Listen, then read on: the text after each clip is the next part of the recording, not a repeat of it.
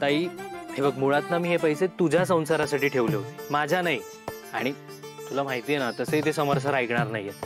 ते माझं लग्न, माझा साखरपुडा याची सगळी जबाबदारी त्यांनी घेतली आहे. हो, पण ते आता तिच्या प्रेमाखातर करताय. तुझं लग्न झाल्यावर ती तुझीच रिस्पॉन्सिबिलिटी असणार आहे. का? अधिराच्या भावाने स्वतःहून जबाबदारी घेतली आहे ना त्याच्या बहिणीची. मग घेऊ दे की त्याला, आपण बघत आलोच आहोत ना. मंदाकिनी, अगं ते सगळं लग्नाच्या आधी. एकदा ती आपल्या घरी सून म्हणून आली की तिचे लहान मोठे खर्च तिचा भाऊ करणार आहे का? पण ते म्हणालेत ना करायचं म्हणून, घेऊ दे ना त्यांना, जाऊ दे, करतात तर करू दे. काही काय बोलतेस ग तू? रोजची बिलं सगळी तू त्यांना पाठवणार आहेस का? हा आजचा खर्च, हा उद्याचा खर्च. चुप राहा, काही बोलू नकोस. उगाच वाद घालायचा म्हणून काहीतरी बोलू नकोस. पण माझं काय ऐकायचंच नाहीये ना, नका ऐकू. काय करायचं ते करा, जुळवा करा, काही करा. ये का सुष्मिता, मला मदत कर, ये जरा. बाबा, तुम्ही खर्चाची चिंता नका करू. हे धरा. नंदू, बाळा, कोणताही बाप त्याच्या लेकीच्या लग्नाचे पैसे तिच्याकडून घेत नसतो. बाबा, पण मी स्वतः व्यवस्थित कमावते ना, मग हरकत काय आहे? आता तुम्ही प्रेमाने करताय ही गोष्ट वेगळी आहे, पण मी स्वतः कशासाठी करते? आपल्यासाठी ना, आपल्या सगळ्यांसाठी. आपला भार हलका व्हावा म्हणून करते ना.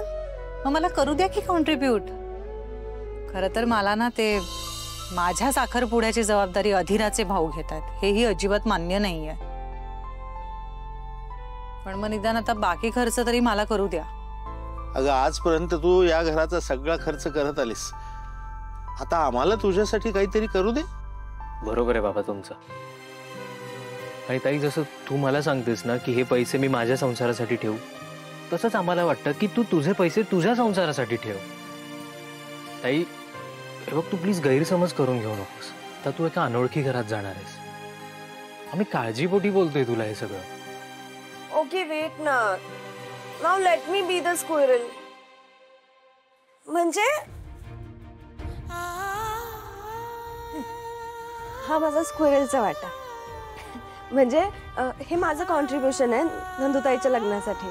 खारीचा वाटा आमचा. ते मी माझं एक ब्रँडेड मेकअप किट घेण्यासाठी जपून ठेवत होते, पण इट्स ओके, नंतर घेता येईल. म्हणजे तुमचा हा सगळा इमोशनल सीन बघून मला पण लो फील झालं ना. बाळांनो, मी खूप भाग्यवान आहे.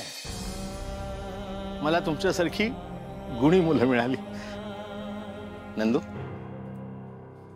तुझं लग्न ठरलंय, तुझा साखरपुडा होणार आहे, याचा जेवढा मला आनंद होतोय ना, त्याहीपेक्षा जास्त दुःख मला तू सासरी जाताना होणार आहे. कारण माझा एक आधार जाणार आहे.